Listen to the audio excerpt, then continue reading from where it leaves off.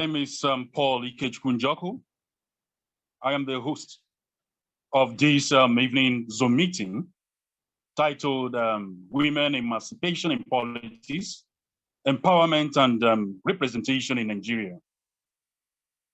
Our guest speaker, is Iyom Josephine Anenih. Iyom Josephine Anenih is a pioneer national women leader of the People's Democratic Party, PDP. She's also former SA to President Olusegun Obasanjo on women affairs, also former Minister of Women Affairs and Social Development.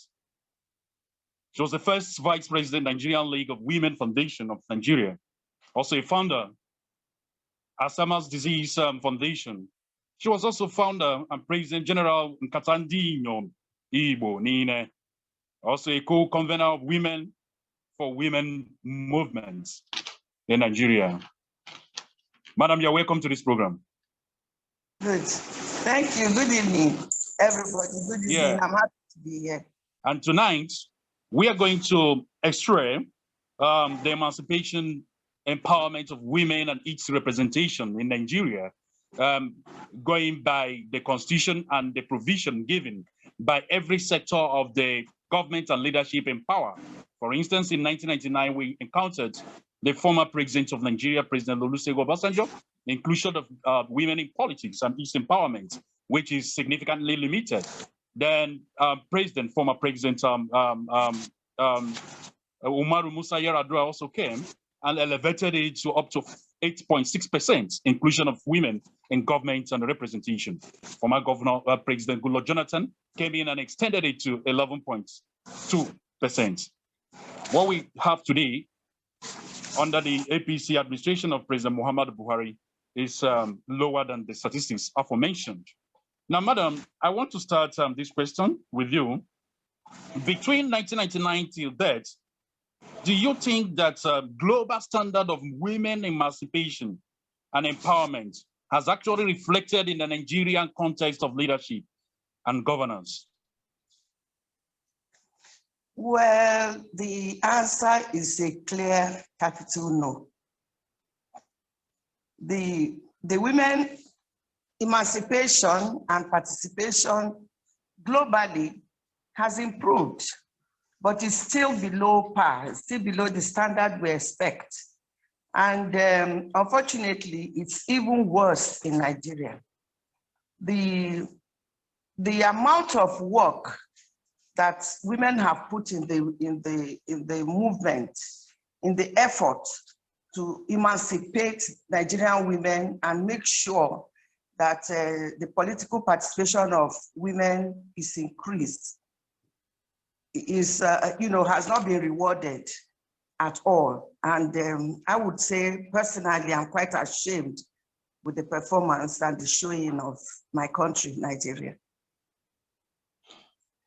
All right, when you were former Minister of Women Affairs and Social Development under President Olusegun Obasanjo, what statistics could you have said about your boast inclusion of women in governance and politics? Because in the whole standard of inclusion of women in that administration, one would say that President Obasanjo didn't recognize women as per, giving them representation. And you served in that government. What was your mantra during your service in that government regards to the women empowerment and representation? A little bit of correction here. I was not a minister under President Olusegun Obasanjo. I was the pioneer national woman leader of the ruling party, the People's Democratic Party. And as a party, Obasanjo was just, coming in as a president. But as a party, we had to direct him, so to speak, and to be able to deliver to Nigerian women the promises we made to them as a party. What happened immediately President Obasanjo ascended power was that he asked the governors at that time to give him nominate 3 names per state, from which he will choose the 36 ministers that the federal constitution approved, 1 representing every state. No state governor returned a woman. It was only Plateau State who returned Pauline Tallen, the present Minister of Women Affairs. It was only that state. So if Obasanjo was to work according, with the names they gave him, he would have ended up having just 1 minister as a woman. But as a party, we said, no, this cannot happen. And we put pressure on him. And what he did was that, I hope people are hearing me. Hello? Yeah, I'm hearing you. I don't know. Yeah, I'm hearing you. Somebody was saying that there's no sound. Okay. He should unmute himself. Yeah. He should unmute himself. Yeah. So, continue, madam. As a party, we pressurized him. I was the pioneer national woman leader. I didn't allow him to sleep one day, to rest, until he righted the wrong that the ministers had done at that time. So what did he do? He had to appoint women to represent the zones, and it's not constitutional. It wasn't in our constitution. It was now his discretion. And during his time in 1999, we ended up having about 7 ministers appointed. And from then on, it got, the party continued to increase the number of women ministers. It was only from 2015 that it went down again. From 2015, the number of female ministers went down drastically. When I was minister under Jonathan for a few months, about 10 months, from 2010, mid-2010 to early 2011. That was my ministerial stint. And we did a lot of mobilization. Unfortunately, again, we were sabotaged. Okay, well, sorry, we'll come to that administration of former President Goodluck Jonathan. But now let's reintroduce our concept tonight, because I can see so many of our viewers, entering and them being participants of this program. If you're just joining us, this is Elombah Television, streaming live on Facebook and other social media accounts. The topic tonight in this course is women emancipation in Nigerian politics, empowerment and representation. And our special guest is Iyom Josephine Anenih.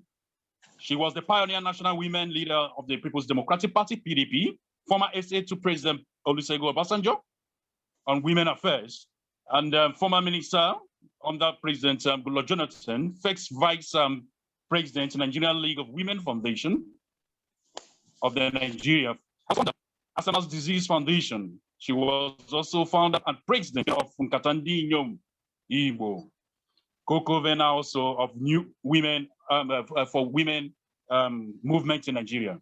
So the topic, like we've been explaining, is about the purview of women participation in politics and its representation. So, madam, this one question, our viewers would like to, in a nutshell, have you describe or define what women emancipation is all about. What does it mean?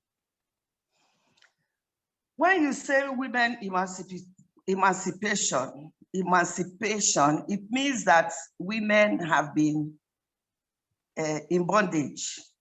Women have been, subjugated. So when you talk about women emancipation, you're implying that women are being liberated and let loose. So women emancipation, that's what it connotes. Before the colonial masters, we didn't have any problem of women emancipation. We didn't have any need for women emancipation because women had their place and they had their role, and the society had, recognized the role of women in governance, in decision making. But during the colonial period and post-colonial period, especially during the colonial period, women were disempowered. The power they had before the colonial masters came was taken away from them. They were disempowered economically, politically, socially, everything. Religiously, even the churches helped in disempowering the women by what they were teaching the women. And they asked the women to go back to their homes and stay at home. And they had, that was when women became subjugated. But after that, when women now found themselves and found their voices, started finding their voices, they now started agitating for emancipation. They want to be included in governance. They want to be part of governance. They want to be part of development of their communities.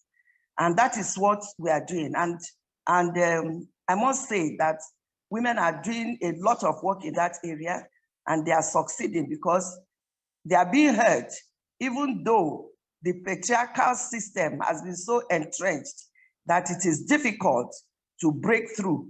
But women are determined to break through, and they are breaking through gradually, albeit very slowly.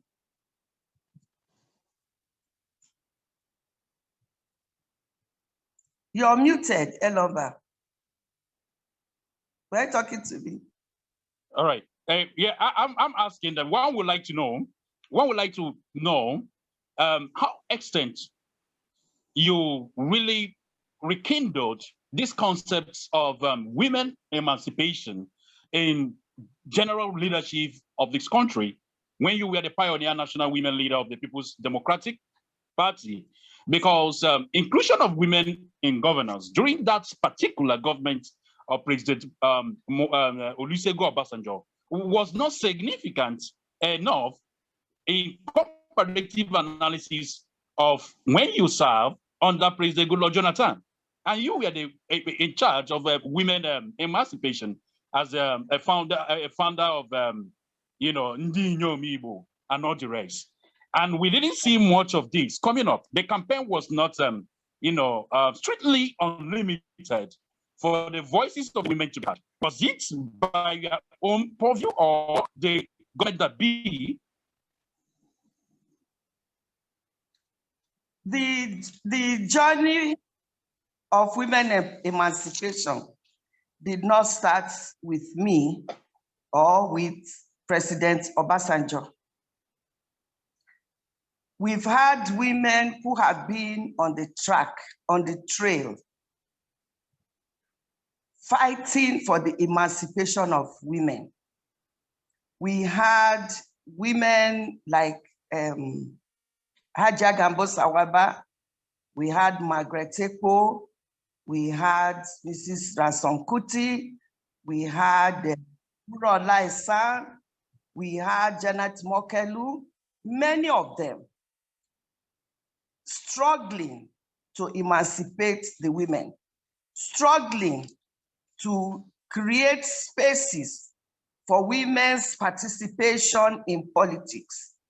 But remember what I said, that the colonial masters and the men that they left behind disempowered the women, and for want of a better word to use, I would say locked up the women in the homes.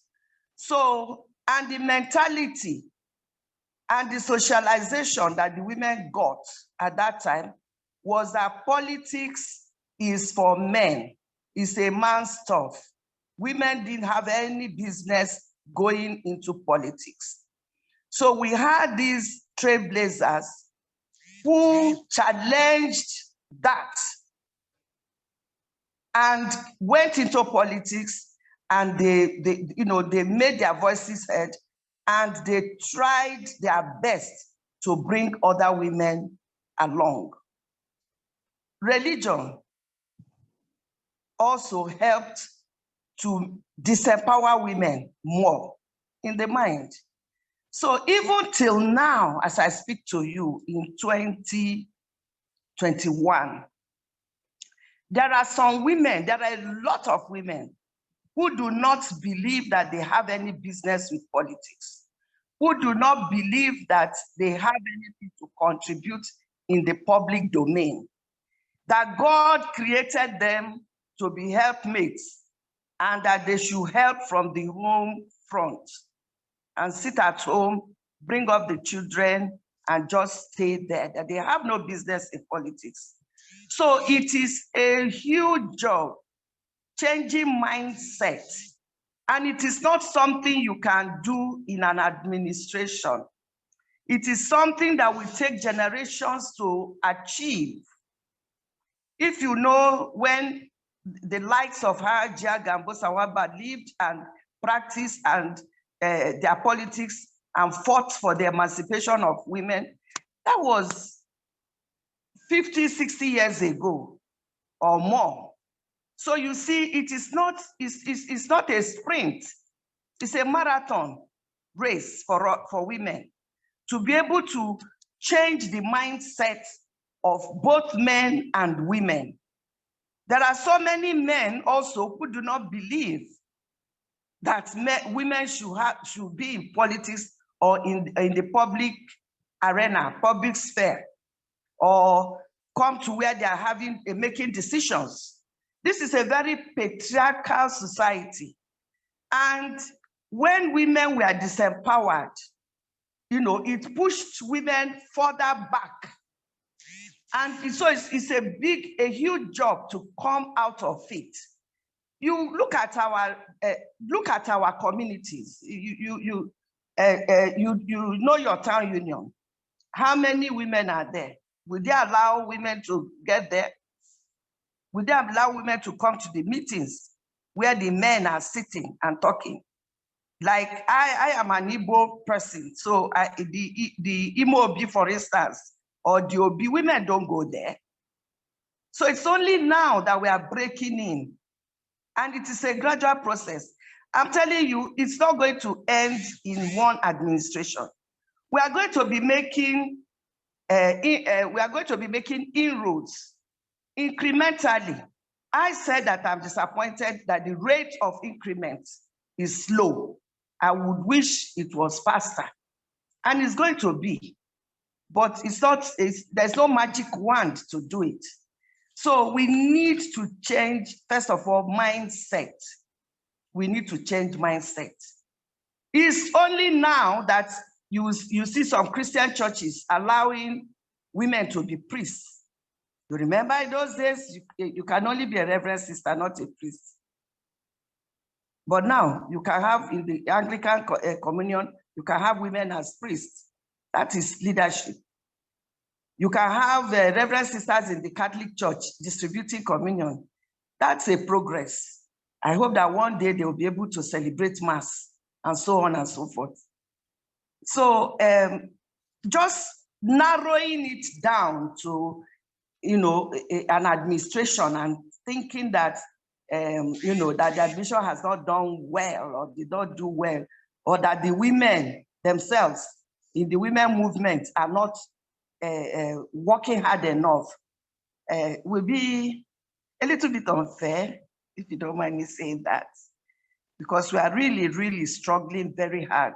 But the forces that we are fighting are huge, to conquer. But I know that success is us and is ours, and I always say Aluta will continue.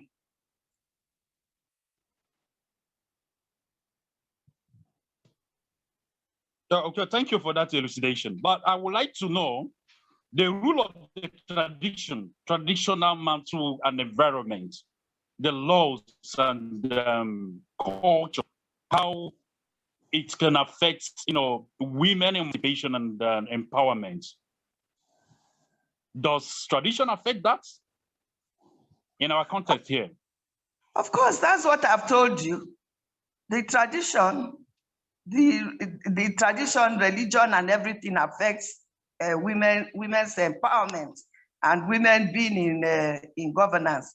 We have seen some women become traditional rulers, even chiefs, and most of them use that in their participation in politics. Even the administration of former presidents Obasanjo and Goodluck Jonathan, which you serve, we have the likes of Dr. and Mrs. Ngozi Okonjo-Iweala and the others. Are you saying in our context today in Nigeria that women have not been emancipated? They've not been empowered enough traditionally and by religious, ties? We have not been emancipated enough. There's still a lot of grounds to be covered. So given in a population of 50 million women or 60 million women, and you keep throwing Ngozi Okonjo-Iweala and Dora Akunyili at us, it's unfair. We should have enough numbers of women that you cannot even count or remember the names. So when when we talk about women's achievement or women's participation, and the story ends with, oh, you see Okonjo-Iweala and Dora Akunyili, what are you people saying that you haven't got? That's unfair. That's unfair. And we are not satisfied. I started by saying that I'm ashamed at the level we are in Nigeria, especially when I know the hard work that we are doing, trying to push to get into governance. It's not easy for us, but we are trying. But I know that, and I've said again that one of the problems that we also have is the problem of mindset of both men and women who have not accepted that it should be normal for women to be there. You talk about women being chiefs. Very few places that we find a woman being a chief in the actual sense of being a chief. She's probably an honorary chief. Even in the West, when they have women as regents, people would say, okay, women are regents. Why can't a woman be a full-fledged Oba? Why must we end just being a regent, holding the position until another Oba is brought in? That shows that patriarchal line that I'm talking about. So when are we going to have a woman president? When you cannot even give us a woman town union, PG, town union, what do they call it? President General of a town union. When we cannot even be a full-fledged Alafi or the Oba of Ife, the Oni of Ife as a woman, you know? So we should not gloss over the problems that women are facing. We are doing our best, we are struggling, and we cannot do, we have since realized that we cannot do it alone. So that is why we are encouraging women to partner with men. Like in Nkata, Igbo, we know our tradition. We know what is on ground in Igbo land, for instance. And we know that there is no way we can do anything if we don't partner with the men and allow, and work hand in hand with them. And that is where even at the United Nations, that's why you now have he for she's. He's that have understood, he's that have been emancipated and, themselves, that understands the value of having women working with women. So they also have he for she's, even at the United Nations, and that is the in thing now. That is the current trend. Working together with the men. That's all we're asking for.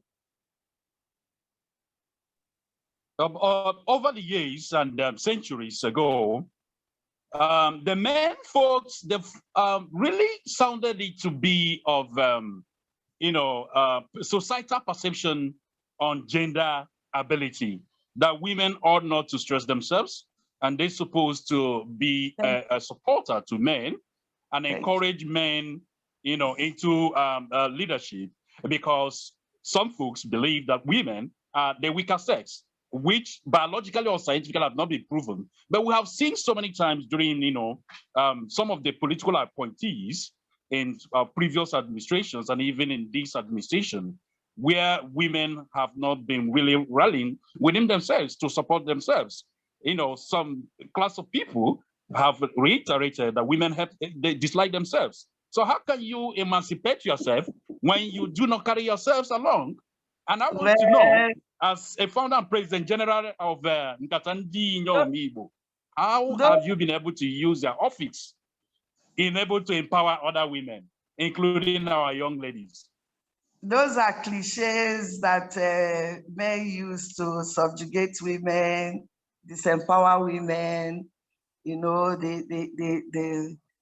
They wash our head, brainwash us to believe that women do not like women. It's all part of the tactics men use to put women down, to disempower women. Who says that women do not support women? Women support women. And you find that every community that has had development, most of the development is by women groups. You find women organizations, very many women organizations working together and developing their areas and their communities. Are they not women working together? They are women working together. So when men will come and tell us that women don't support women, they're just playing on our emotions and washing our, washing our head, brainwashing us. And I don't believe in that. Women support women. I keep saying that we have been disempowered by men and by patriarchy. And we are asking that it should change. That mindset should change. You see, the society that assigns roles to women and tell women, stay at home, look after the house, let the men go out and hunt for the meat, and then bring it for you to cook. That era has passed. If you ask women now to go and be hunters, they will be better hunters, I can assure you. So that era has passed. Women are now going out, they are working. They are in offices like the men, and they are putting in the same hours as the men, and they are working as much as the men, and they are still looking after their homes. It didn't stop them from looking after their homes or looking after their children. So all that mentality must change. It has to change. All right. We have one of our participants or viewers who is one of the advocates of women empowerment and emancipation in the name of Professor Chidi Odinka. So, Prof, sir, I'm happy to meet you here, sir. He said he for she. He's our greatest ally. He said he for he's one of our greatest allies. I don't know what we in the women's movement could have done without Chidi Odinka. Chidi Odinka is a feminist, and he's not ashamed to say he's a feminist. Let him tell you now. Okay, Prof, please, we would like to hear your views now, because Nigeria is lacking in global rating of women empowerment. And when you were the President General of the boards of the National Human Rights Commission, I read much about you, and you've advocated for women empowerment and emancipation. In fact, during the time when this present administration of APC government came on board, You criticize and engage the President Muhammadu Buhari, non-inclusion of women 13% deprivation into this government. And now we are in this discourse, and I want to use this opportunity to avail you of your views why this country, especially Nigeria and other ethnic nationalities, have not really recognized women. Are you of the view that women do not help themselves to be emancipated or empowered, or that the political actors of government that be do not give them the chances to be, showcase themselves and their prowess? Prof, please.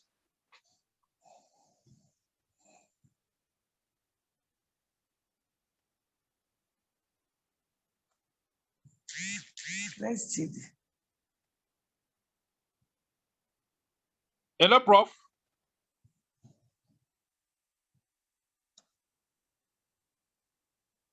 Yeah. Prof, are you there? Please unmute yourself so that you'll be able to hear us.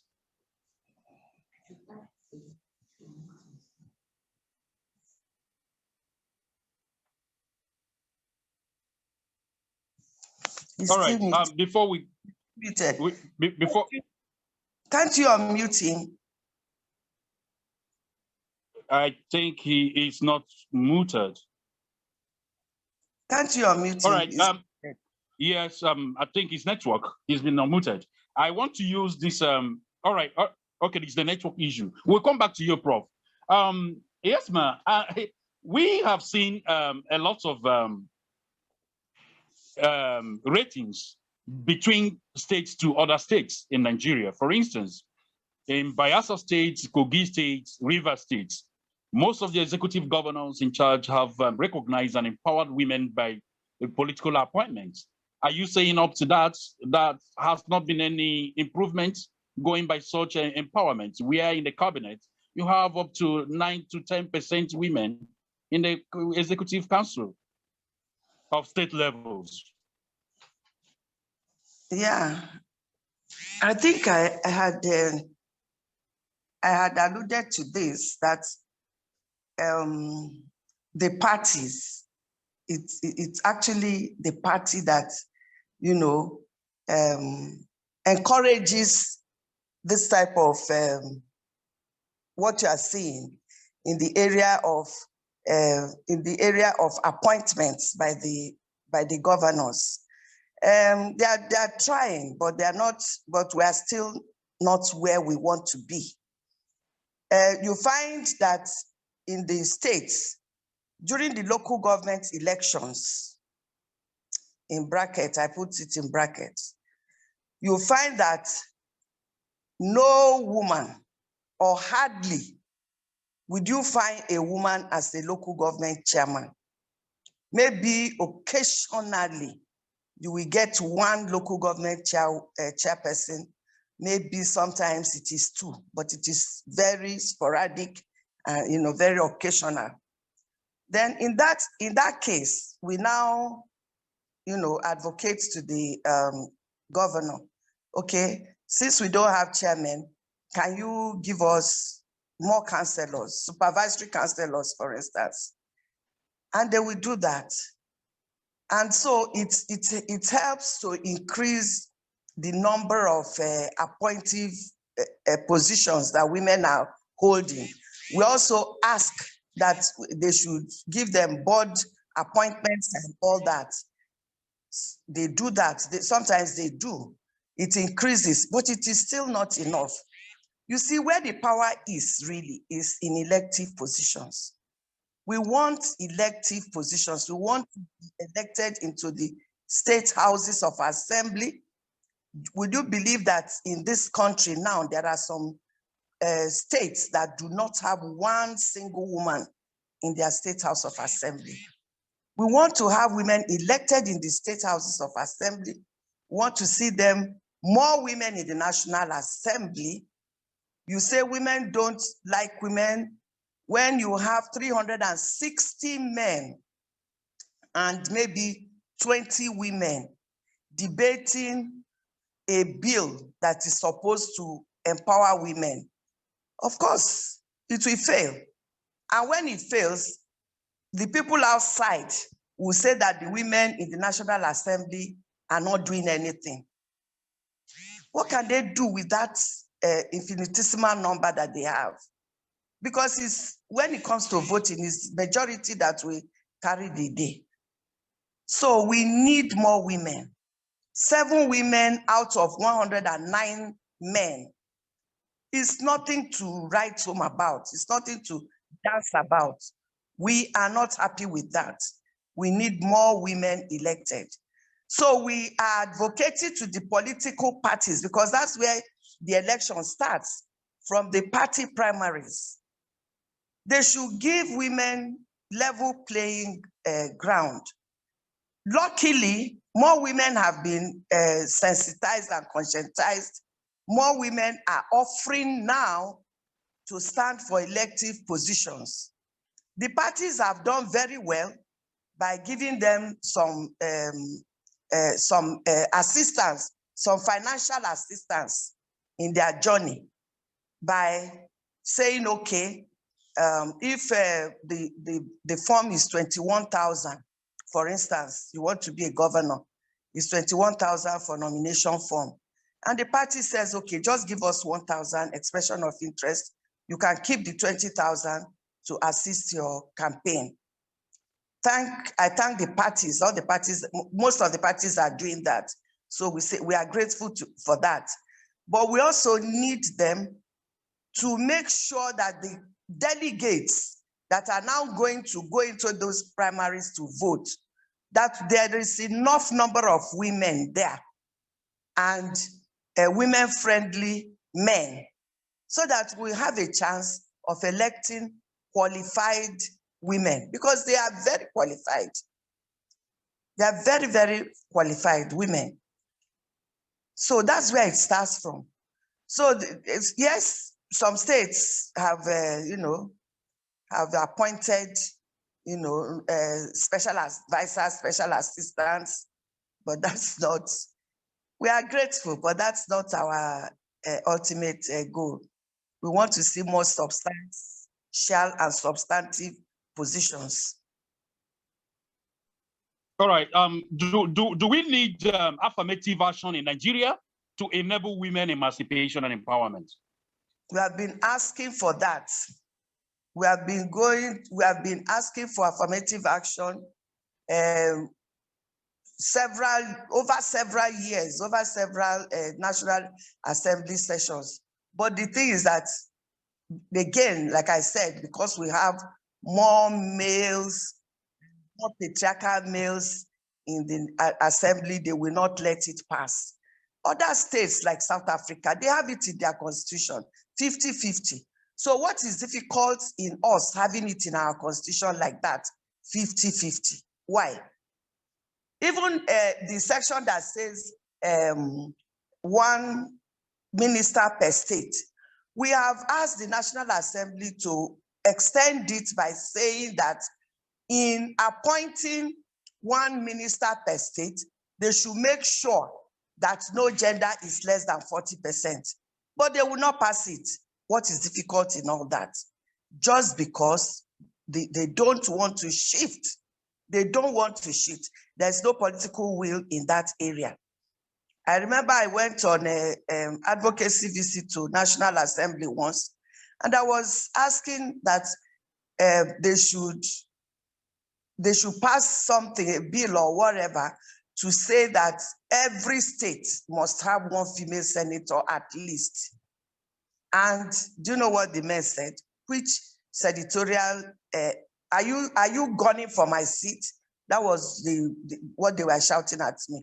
Which senatorial area will now give up their seat for a woman?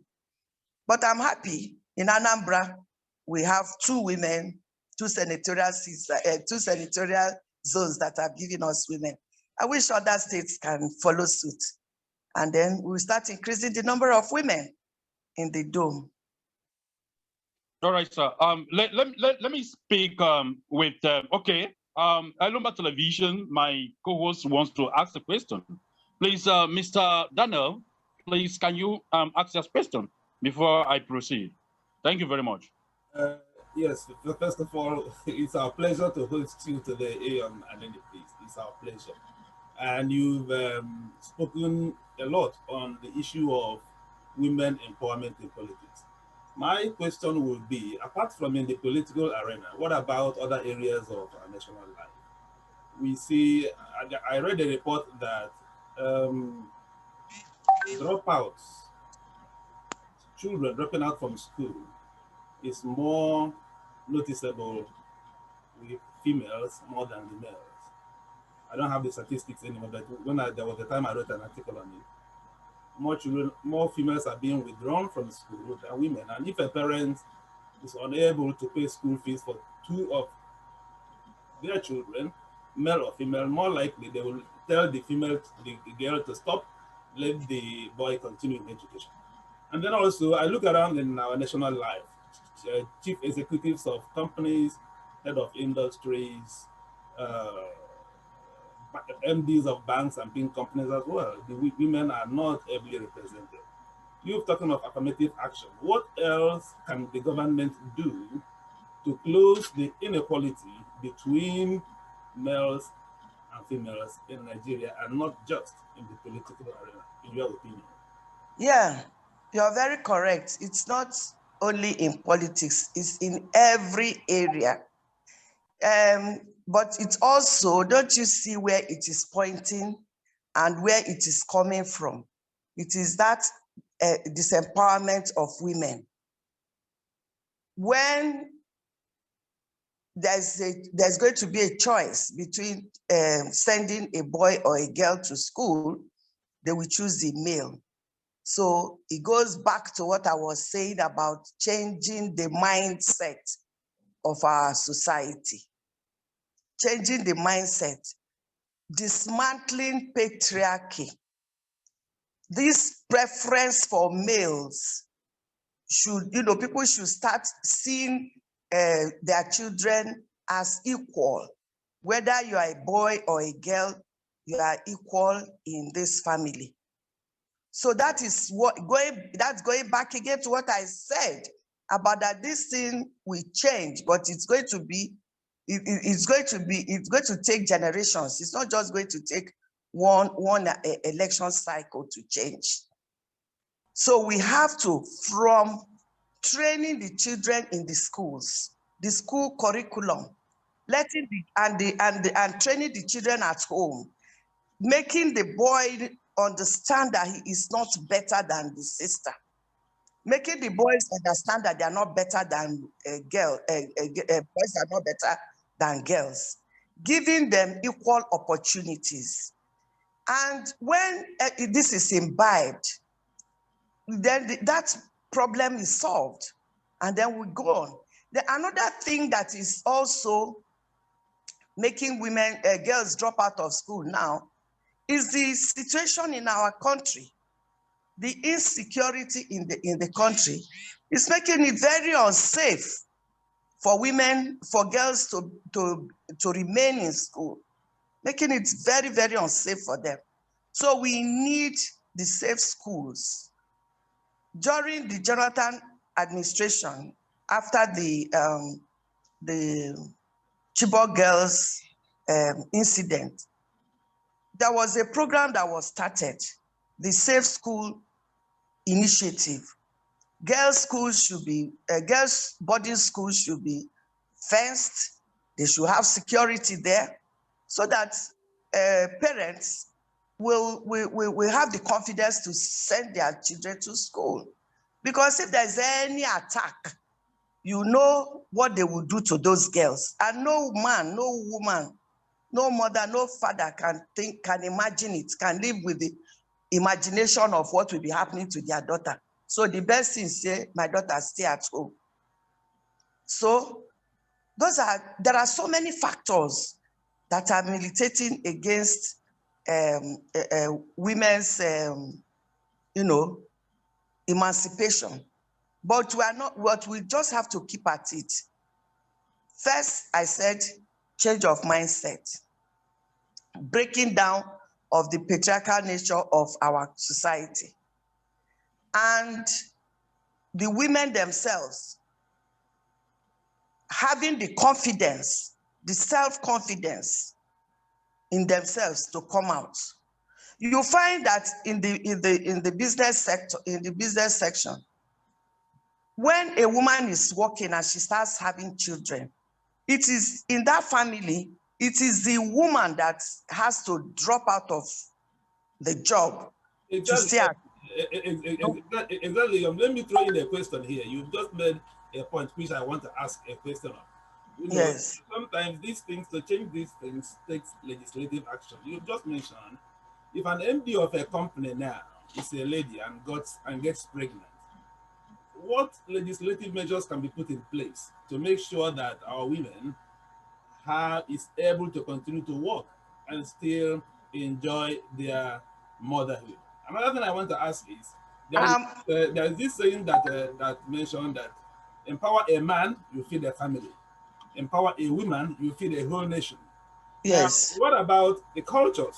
What do you think? What's your opinion about some cultures that tends to place women in a certain favor? For instance, women being unable to inherit from their father's properties when the father is no more. Should we look at also changing some of those cultures and traditions that tend to disadvantage women?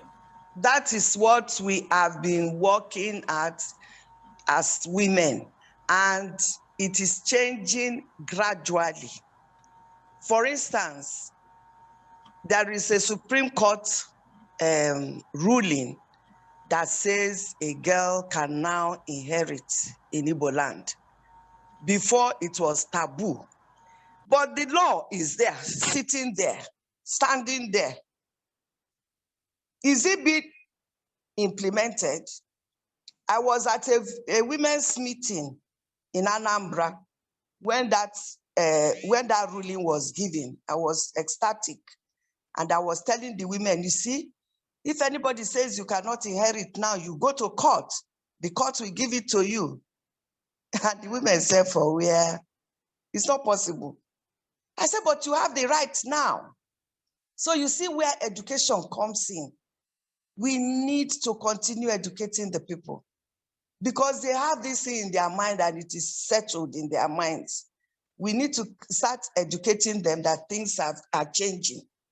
So you can have all the legislation you would like, but if the people refuse to obey, they'll just be obeying in breach. It will just be there, but it will not be, they will not do it. So we need to continue educating the people. So you find the younger girls now, there are so many young girls that will get married. And 2 years down the line, you're asking her, where is the baby? She will be bold enough to tell you that she's not yet ready for the baby because she has a career. Maybe she wants to get to a certain point and get her promotion before she starts having babies. But earlier before, a woman will just, immediately she gets married, she retires. So when you now come to the corporate world, you won't see them because they will start at the lower rung, maybe, get married, and then they drop off. So you only find few who stay, either because, they are older or whatever, or they are, or they are emancipated. So, and they are the ones that are making the positions of managing directors and all that. We see a lot of them, but women still drop off on their own because of the culture, because of the tradition, because of what society expects them to do. So it will be changing, but it is gradual. I just wish the pace can be faster. That's what I'm saying. All right. You say you just wish that it's gonna be changing and you wish it could be changed. Can you start telling us, because our viewers would like to know, where can we start from here? Where do we start? How can we commence? How do we start, using culture, tradition, and religion to empower women and to recognize them? How could this be possible? How do we start using them? Education, education, and education.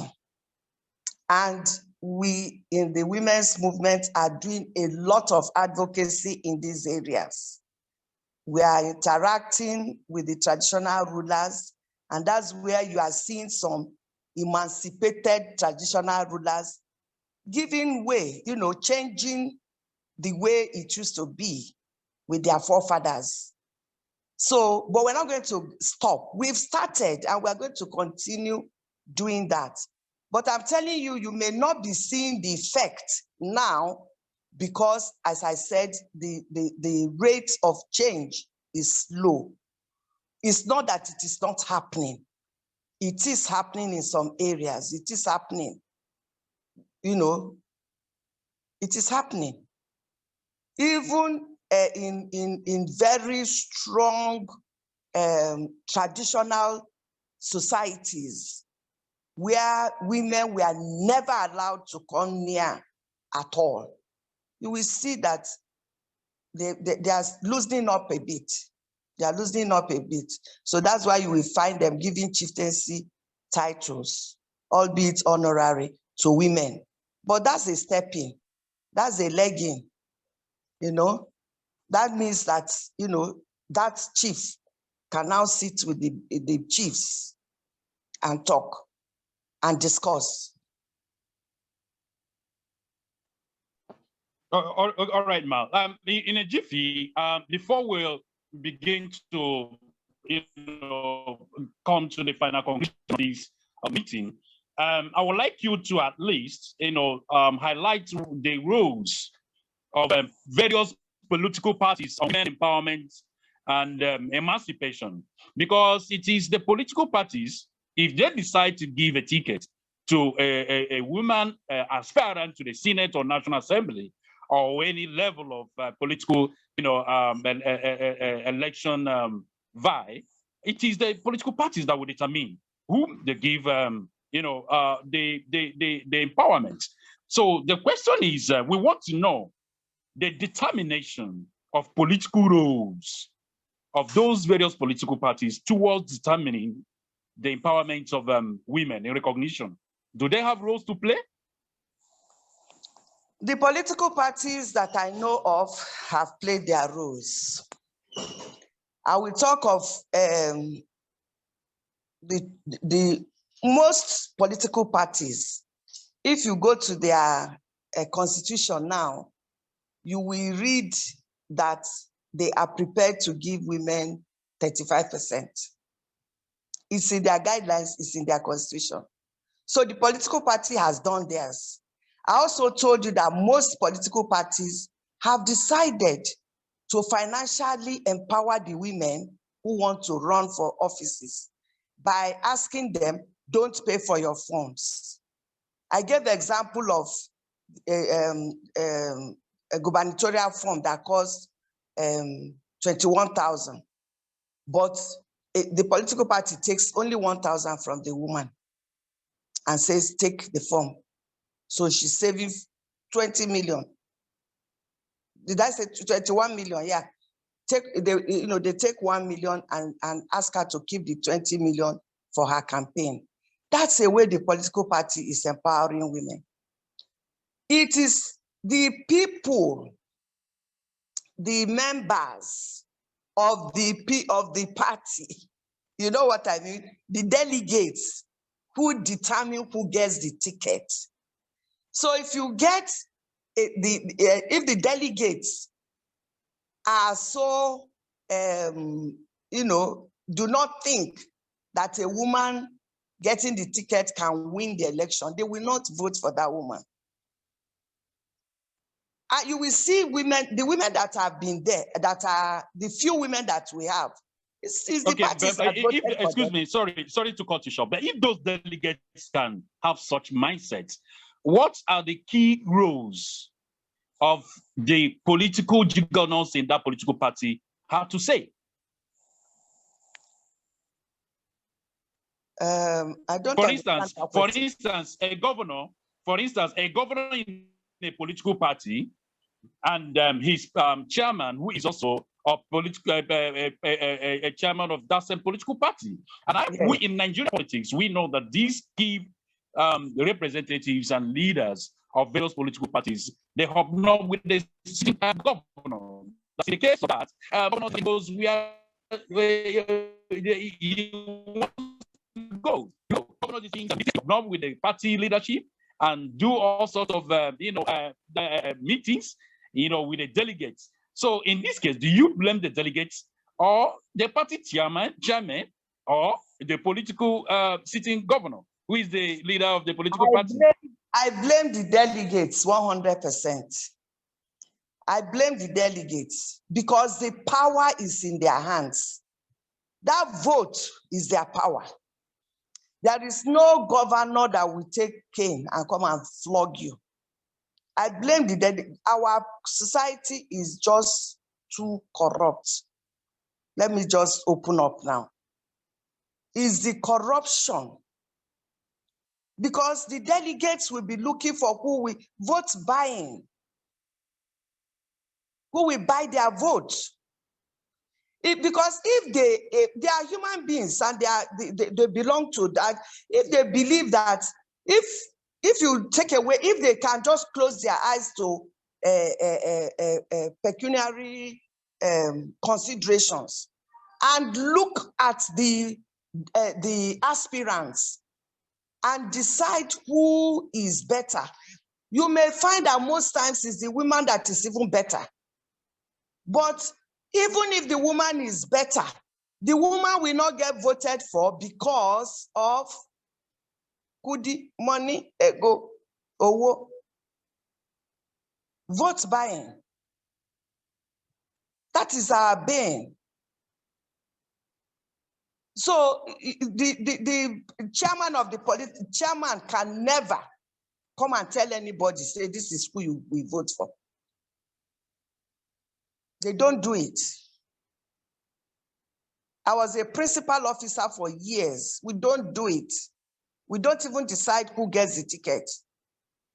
All we do is to arrange the congresses or the convention or whatever. Plan for that, arrange it, and allow the delegates. But the delegates go for money. Highest bidder, they vote for that person, whether he is qualified or not. And most times, the women do not have the money to match it. The few women who have the money, see them, they are voted for. They are voted for. So, okay, before I go open the floor for a few minutes questions from our viewers and participants, in this meeting, I would like to ask this question. But before I do that, so many of our viewers are speaking, I would like to introduce the topic of discourse tonight, which is women empowerment in politics, emancipation and representation in Nigeria particularly. And our guest is Iyom Josephine, Anenih, and she is the pioneer was the pioneer national women leader of the People's Democratic Party, and of course, former SA President Olusegun Obasanjo on women affairs, and also former minister in the administration of President Goodluck Jonathan, first vice president for Nigerian League Women Foundation of Nigeria. She was also the founder Asthma Disease Foundation and founder President General Nkata Inyom, also co-covener of women movements and movements. I want to ask you, ma, first ladies, is that not women participation and emancipation, whereby a political party shall win election and automatically the executive governor or the president's wife will become a first lady? Isn't that emancipation of women? Because there seems to be some allocation, and empowerment in that area, which of course have not significantly yielded an awesome emancipation of women. And we have various first ladies, governors' wives, and the president's wife. What do you say about that? Well, isn't that a political empowerment? If a governor wins, if a man wins to be a governor, or president. Yes, his wife becomes the first lady of the state. But there is no, it is not in our constitution. It's not a constitutional position, and it's not a political position. And there is no, there is no, or there should be no budget for that office because it is unknown in our constitution. But being the wife of the governor or wife of the president, you have the glory of that office, of that man covering you. So it is it goes with a lot of influence. It can be very, the woman can be very, very influential because she's the wife of the governor or wife of the president. And because they are influential and they are women, they find ways to contribute their quota. That office has done a lot of good for women mobilization. I mean, that position, they call it office now, but it's a misnomer as far as I'm concerned. That position, you know, wields a lot of influence, and they have, some of them have used it, you know, to help women. You know, if, for instance, the husband is making appointments, and the wife whispers to him, I know these people, these ladies, I think you should consider having them. I'm sure the man would, you know, concede to the wife. You know, that kind of influence they can have. Then they also have what they call pet projects. These are things they do to keep them busy. They, you know, for one, some of them, you know, just look for a cause that they want to promote. And then they do that. And of course, people help them, friends, associates. That's how they get their funding and all that with. So I don't see anything wrong with that. But what I see is when it now comes to political elective positions, the most first ladies can help in offices that does not threaten their husband's position. I mean, if women want to be counselors, the first lady can use her influence as the governor's wife or the chairman's wife or whatever to talk to some people, and they will, you know, and encourage women to become counselors or even whatever position.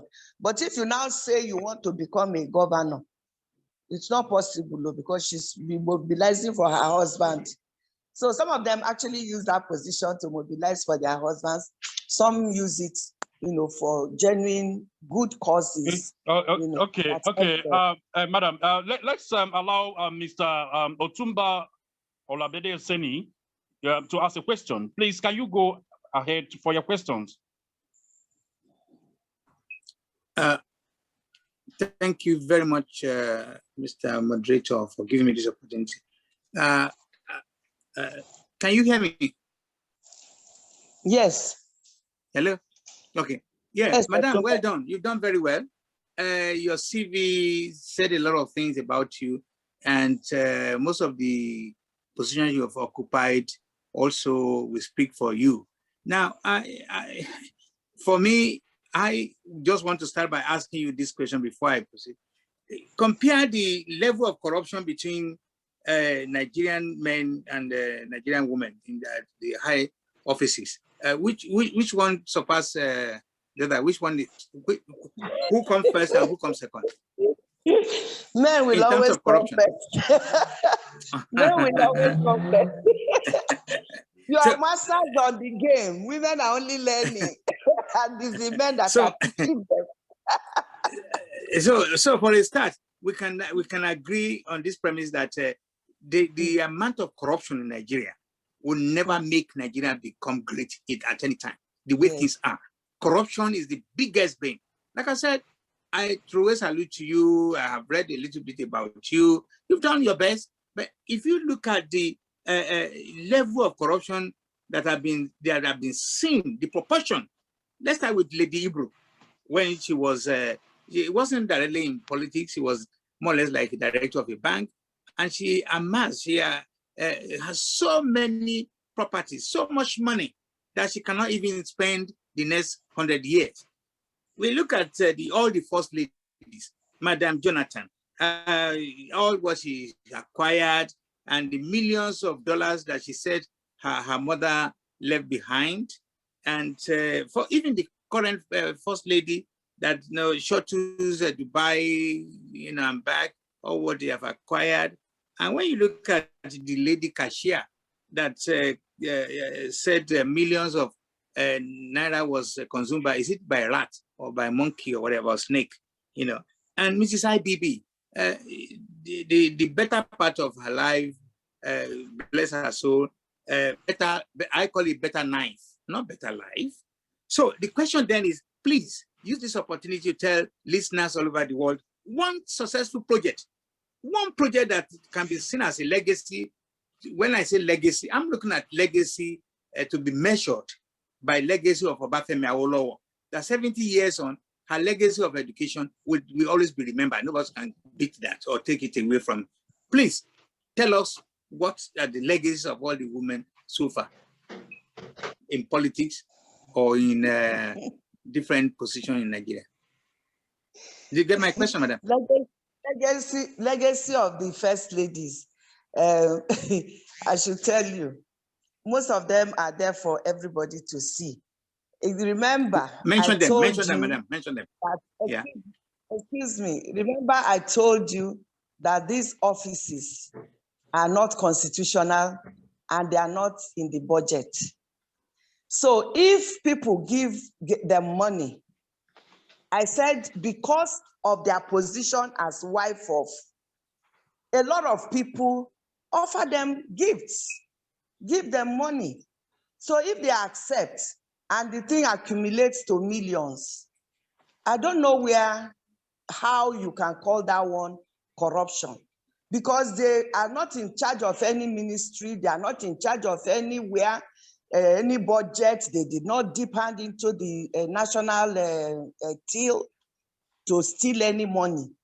So if people are going to their house, where they are sitting in their house, and giving them millions, and they are accepting, I don't know, I don't think it will be fair on them to say that means corruption. Corruption will be the one, where if somebody is in charge of a budget to do something, maybe education or health or whatever, and they are not doing it, and they are giving contracts, contract that's supposed to be 10 naira. You now go and say it is 1,000 naira and pocket the other money, and the job is not done. That is what I call corruption. That is what I would call corruption. So, but that the wife is sitting down her own, she doesn't even have an office building. She's in her husband's house or in the state house, and people are coming and bringing bags of money for them. It's the people that are bringing money that's their business, and they know why they are doing it. I don't know why. And right. They have also been able to, starting from Mrs. Babangida, we cannot say that you cannot see her legacy. Let me tell you that even that we women, found their voice and started coming out and started agitating for.